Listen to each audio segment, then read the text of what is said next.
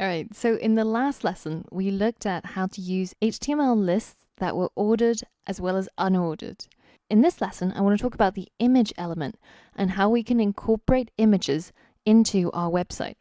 So the image tag is, again, a self-closing tag, so it doesn't need to be closed. But for the image element, just providing an image tag isn't enough. You also need to specify the source, and that's the source of the image that will be displayed. That can either be a URL, so it can fetch it from the internet, or it can be a local image that's included in the same directory as your website. So we're going to look at both types.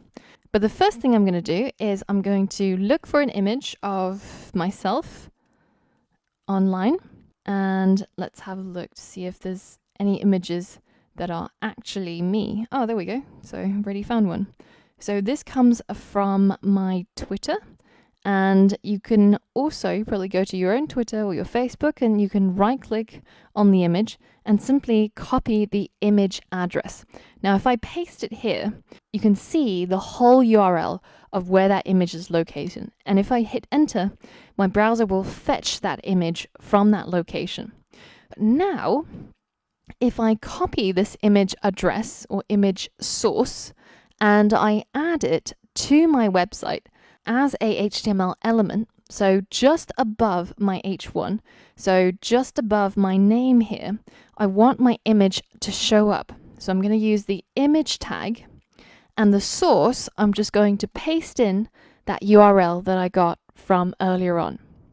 Now, the next attribute here that comes up automatically is the alt, or the alternative text. And this is a case for, say, if a browser can't render the image, then it will simply display an alternative text to the user to describe what that image was about. So I'll just put the alt text as Angela profile picture. Now, if you're interested in search engine optimization and getting your website ranking for certain keywords, this is something that Google looks at to try and figure out what your web page is about. So if you're making a web page that's about burrito recipes and you add an alt text that says finished burrito product image 1, then it helps Google to index and figure out that maybe your web page is related when somebody is searching for burrito recipes. All right, so let's hit save and let's refresh and check it out. And I've now incorporated my first image onto my personal website. So you can either look around for an image of yourself on Facebook or Twitter or anywhere that would host it. Alternatively, if you can't find any images of yourself on the web, which is probably a good thing, you can also create an account on Photobucket and upload your own picture in order to get a URL. And after you do so, you can simply click on the image and right-click to copy the image address and paste it into your source between the quotation marks. It will work exactly the same. There we go.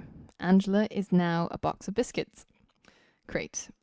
Now, when my browser looks through this file to see how it should load it up and display it, when it comes across this image tag, it has to go and ping the servers of Twitter to try and obtain this image.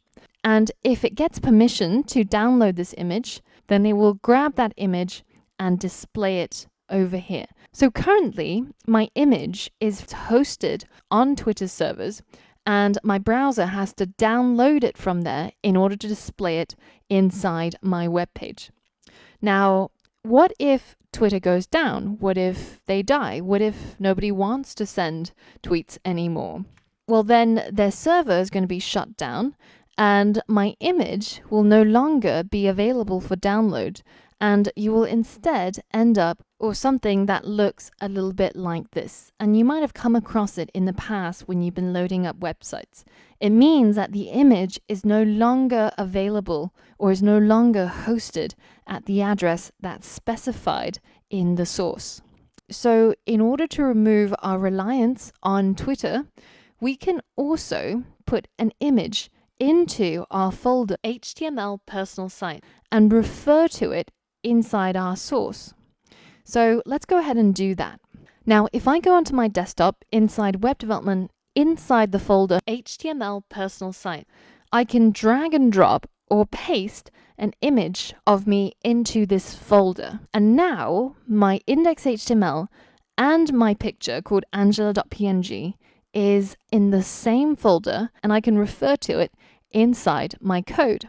So instead of using a web address as the source of my image, I can simply refer to the file name because they are at the same level. So index.html and angela.png are at the same hierarchical level. They're both inside my site. Now, if I had an images folder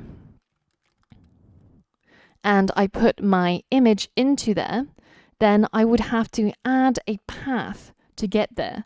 So it would be something like this. Both ways work, and you can do it either way you like.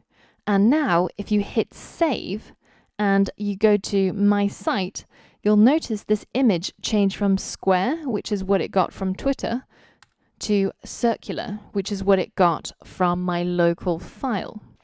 Now, in my case, I'd cropped my image to a circle using Photoshop. But if you wanted to create your own circular image, you can use a tool like crop-circle.imageonline.co.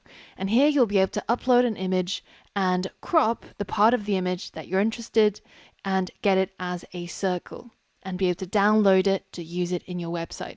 And there we go.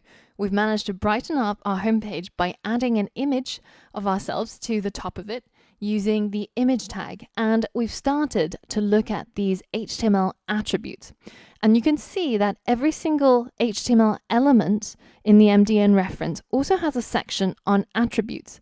And we're really only touching the surface here because there's other attributes that you can add to the image element or most other elements that you decide to use. And we're going to be looking at these attributes as we come across them for different HTML elements. Now, in the next lesson, we're going to be looking at anchor tags and how we can start adding links into our website and how we can create new pages that can be linked to from our homepage. So for all of that and more, I'll see you on the next lesson.